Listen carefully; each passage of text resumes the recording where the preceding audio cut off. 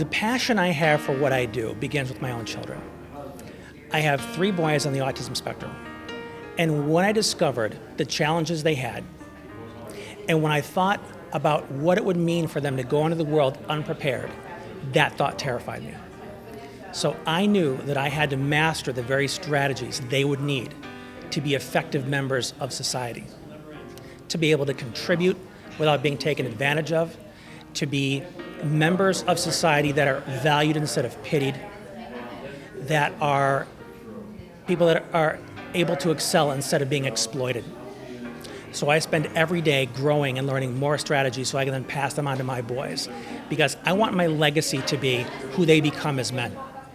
Just by virtue of fulfilling my mission as a parent, colleagues, other parents have seen what it is I do and have asked me to teach them how to do the same. And other parents began asking me as a social worker to hang out my shingle so they could bring their kids to me, so I could begin working with them.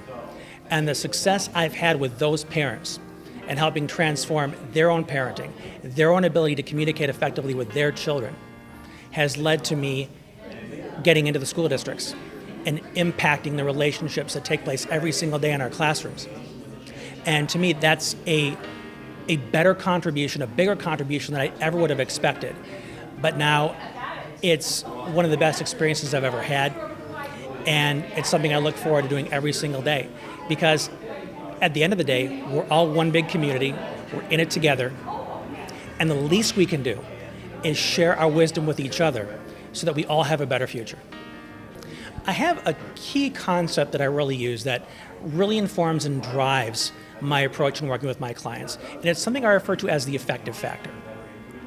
And what it essentially allows me to do is identify all the different steps people are taking now to create the results they're currently getting. And then typically what I find is there's one key element, one key factor in what they're already doing, that if we shift it in just one small way, they're 10 times more effective than they were before they made that shift. The audiences I speak to the most lately are educators, special educators, paraprofessionals, teachers' aides, sometimes at the college level. The main message they get is how absolutely essential it is to prioritize the relationship between them and the student, because primarily the relationship that's emphasized is between the student and the curriculum. And usually so much gets lost in terms of the student's opportunity to feel supported, connected with, and believed in. So when I teach educators to reemphasize that relationship between teacher and student as the foundation of education, suddenly the teacher and the student uncover more potential than either one of them had before that.